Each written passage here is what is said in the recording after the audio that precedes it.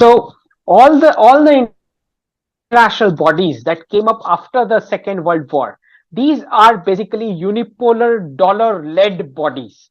And this word you will never find about unipolar dollar-led uh, trade deals, or unipolar dollar-led regulations, unipolar dollar-led human rights. Right? This is exactly what has happened after the Second World War, and all these is hidden under the carpet under the name of globalization.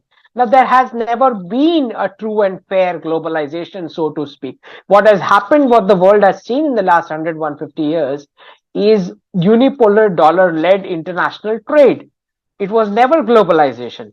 If there had to be some, free and fair globalization, it should be free movement of all the four factors of production to and fro. Has it ever happened? No. Right? So when they talk about rules-based international order, when these bodies talk about, they are talking about the Western templates of regulations. They are never talking about taking the entire rest of the world along. And what is this? These are the international communities, so to speak. US, UK, Canada, Australia, right? And some countries in the Europe. So the world is realizing this, and as you see that the United Nations Security Council has still not reformed after talks for 30 years, and India has still not been given its due position with the veto power over there. So I think that's the end of the international bodies in terms of influence. I mean, these bodies are now going to be reduced into what I would call in India as a chai pani nashta table kind of a thing, because the other country, other bodies are going to take over all the influential role and task of these bodies, because these bodies failed to reform, failed to read what Asia and Gulf are has undergone in the last 10 to 20 years. Exactly what I said. The rest of the world is trying to bring out US and UK from the 18th century to this century, and US and UK are just dragging their feet, still delusioned of the big chunk of role which they played back then. That cannot happen again. I mean, they have to wake up that this is 21st century. You cannot drag your feet in 18th century and believe that that kind of influence is going to continue moving forward. It cannot. So this particular question is very interesting, Aditya ji, because it has a macroeconomic background in all the nations. When you say the rural untouched America and the urban America, similarly we have rural untouched Bharat and the urbanized India. So all the countries have this two parallels which are moving around. And one of the common theme among the urban sections of all the countries is the US dollar. That's the common minimum denomination, which is, in general with all the urbanized section of all the countries in the world. And I'll tell you the exact reason for this. The United States dollar, in its, this fiat currency model, where, it is not pegged to any real production and manufacturing or commodities, what that exactly means is that you gave birth to a service sector. Because of this fiat currency model, you created some unrequired jobs which probably do not add so much real value to the lives of the people, but you created a balloon of, glorifying those jobs and the massive pay scales that those jobs carry. And you not just did that in America, you actually exported that idea to the world. And in most countries, if you take the example of the Indian IT sector, now a lot of outsourcing work which comes from the West to the Indians over here, these are the, I would say, for a lack of good word, a kind of dog biscuits which are thrown on the countries to keep the US dollar going, because the four items which are oppressed in this world are manufacturing, farming, real production and commodities, gold and silver. These are the 4 5 items which are artificially oppressed to keep the fiat currency model of the US dollar surviving for the last 50 years. So it is but natural that the rural, untouched America does not want wars. The rural Bharat relies on farming and actual production and actual commodities. The urbanized India is attracted to the Western urbanized American lifestyle, wherein the morals fall from the usual family unit traditional values which we call about. So I think de-dollarization will wipe out a lot many of unrequired service sector jobs, and will bring down them to the real value that they are.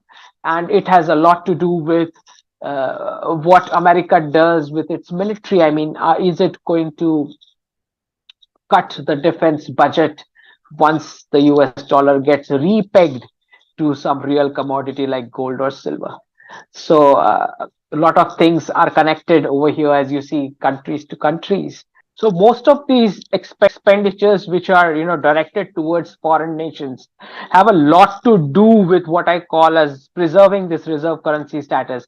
Now, one thing we need to understand, that when the bilateral transactions between countries shift to outside dollar invoicing and referencing, what that means is that the demand for the dollar is going to go down over the years gradually. So what is going to happen with all the funding that the United States trying to do in several nations worldwide?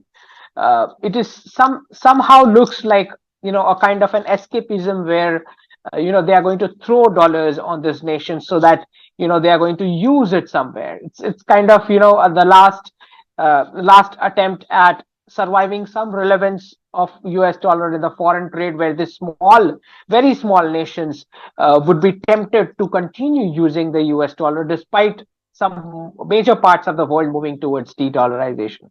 So it will not be a surprise if billions of dollars go into Africa, or some small nations, billions of dollars go outside, whereas there are homeless in America itself. I mean, it's just ironical that the US government does not care about there are a lot of issues to be addressed at home.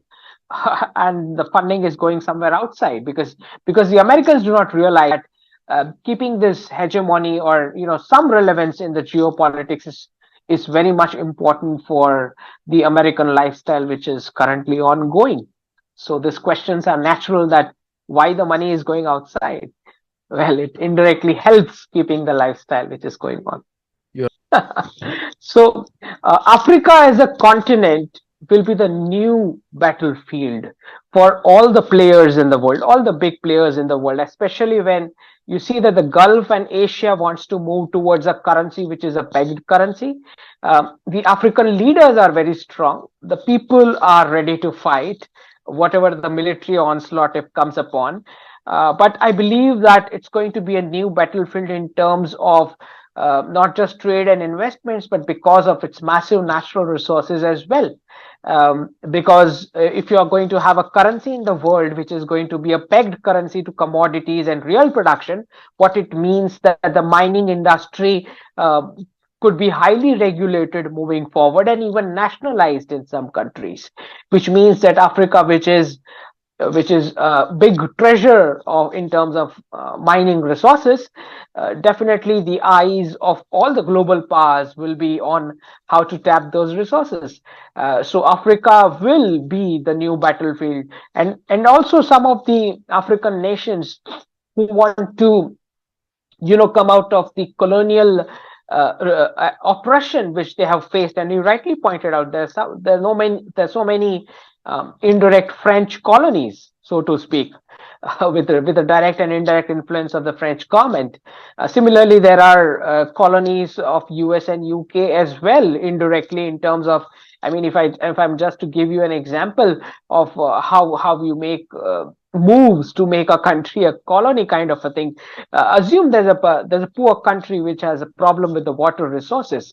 What do the so-called international community of nations, the West, which you talked about, US, UK, Europe, Canada, Australia, what do they do to help such a poor nation? They would sponsor supply of water bottles, right? That is what they would do, which means that next year again, that poor nation would be requiring the same help, which means an onslaught of policy terms and conditions, which is defined by the West for in exchange of that water supply every year. Right now, we just compare that with what India would do. India would help them build dams, right, so that next year they do not have to come again for asking things. So you see, when this kind of nations, they are going to make uh, huge amount of exploitation with these African countries, and African countries will have to take some stand when it comes to picking who their partners in development would be. So Russia, China, India, United States, that they have many options now, where the world goes in terms of the African world moves. I mean, South Africa is definitely a part of BRICS, a major part of BRICS organization. So, and they are keen to move towards moving out of the US dollar hegemony. Even small countries, Zimbabwe, Ghana, moving towards gold and silver kind of commodities to trade their major transactions. So new things happening, and we are watching United States military with a lot of surprise as to how they move about these new changes which are coming next year.